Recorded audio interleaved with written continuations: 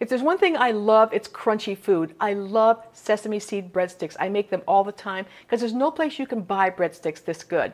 It helps if you have a mixer like this, a stand mixer, because it does all the work. But if you don't have one of these, you can knead the dough by hand, about 100 turns by hand. So here's my recipe. Of course, it involves whole wheat flour because it's more healthy, more fiber. So it's 3/4 of a cup of whole wheat flour, 3/4 of a cup of all-purpose flour or bread flour, either one. Now the yeast I'm going to use is one of these sort of rapid rise yeast. It's an instant yeast that doesn't have to be proof, so you can just put it in with your ingredients. So it's going to be 1 teaspoon of yeast, and it's 3/4 of a teaspoon each of salt and sugar. The salt is for flavor, the sugar is to make the yeast grow. Then you need 2/3 of a cup of warm water, about 105, 110 degrees. Now here's the thing. You add the water. You have to add enough water to make the dough sticky because it has to grab the sesame seeds. So don't be concerned if it's a little bit sticky. You also need a teaspoon of olive oil, which I'll put in here. That's about a teaspoon. And you can see that the machine does all the kneading, right? Maybe just a touch more. I'm using just about all the water because you want it to be, like I said, sticky, not too dry.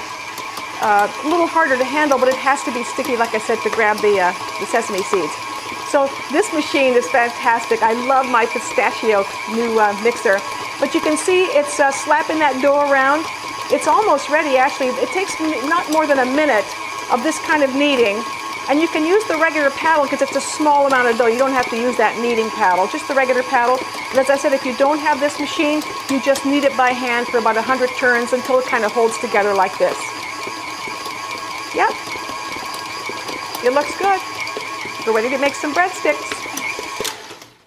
Here it is.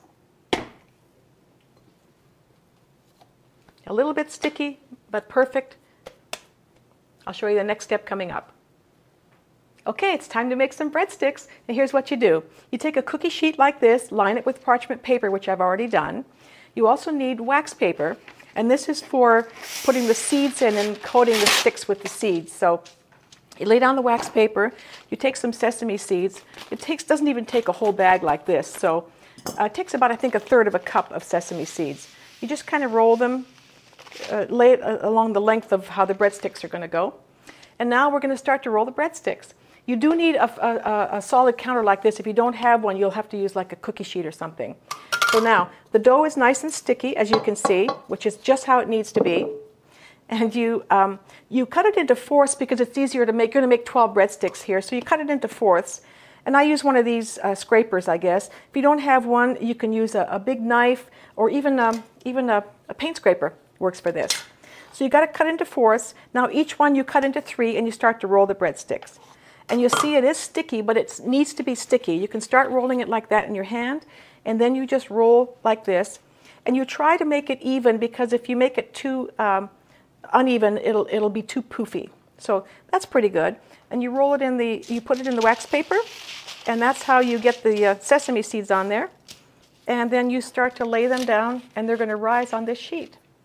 So again, each one of these is going to make 3 sticks. So here's the second stick from that first quarter. And this is probably the part that's the hardest as far as kind of getting a feel for it. You just get a feel for it, and you kind of roll and pull out. And the stickier it is, the more sesame seeds it's going to hold. So, and sometimes I just knock some of them off because there's so many when it's nice and sticky like this. Here's the third one. I get it started in my hands like that. And you roll out. You kind of roll from the middle and kind of roll out. And if you really mess it up, let's say you just are going along and it's like this, you can double this over and just start over, or start over like that and just make another one. Try to keep the ends from being too pointy because they might brown a little bit too much. And see, that's pretty even. See? There's my breadstick. In the sesame seeds. There's no way to avoid a mess, by the way, when you do this. You're going to get seeds all over the place. Can't be helped. If you're slow doing this and your dough dries out, you can take a little bit of saran wrap, or plastic wrap, and learn how to tear it out of the box, okay? And just keep that covered so it doesn't get too dry. And if it should get dry, I'll show you another little trick, because it's kind of yeast dough depends on the weather and your flour and all kinds of things. So if it gets dry, I'll show you one little trick that I do. you take some olive oil and you just put a little touch of olive oil, just a little touch like that, in your hands, and you rub your hands, and that will put enough stickiness on the dough to hold the breadsticks. Okay? So here we go.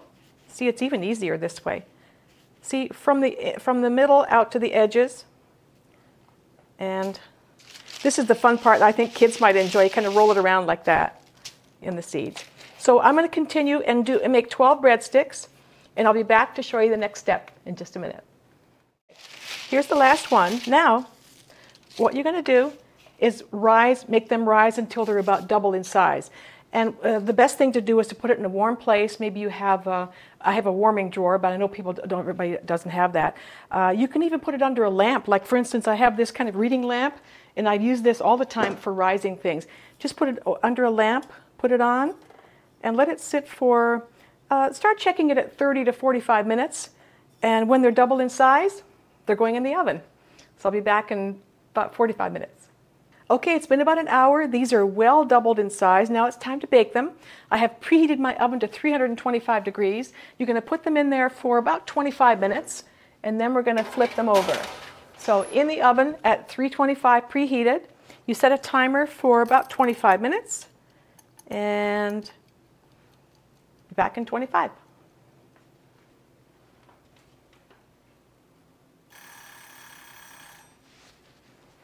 I'm back. It's been 25 minutes. Time to turn over the breadsticks. So you're going to bake them again, but you want both sides to be nice and brown. So here they are. And usually they're not that hot that you can't handle them. So you basically just flip them over one at a time like that. Flip them all over. And it's going to go back in the same 325 oven for another 25 minutes. And they will be all done. Okay, back in the oven, and whoops.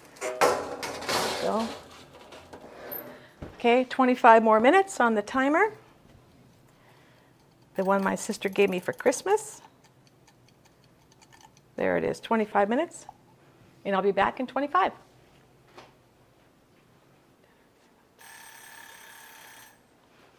Okay, I'm back. The breadsticks are done. Let's see how they look. They should be nice and brown. Yep. Now, here's the deal. What you want to do at this point is test your fattest breadstick. So I'd say this one probably is about the fattest. And you snap it. And if it doesn't snap, see it's still a little bit soft inside because these got kind of fat. Put them back in the oven after it's turned off. Just turn off the oven, put it back in for about an hour until they're very, very dry, because that way you can keep them for weeks and weeks and weeks. Otherwise, they might go stale. Although they're still good to eat, but if you want to keep them a long time, they have to be really dry. So anyway, they should be kind of crisp like this. See, the thinner ones are nice and crisp. That's how they should be. So here you are, a dozen crispy sesame seed breadsticks. You can serve these to your friends if you have company for dinner. If you have any left over, you can use them to entertain your friends. You could play charades. Okay, who am I?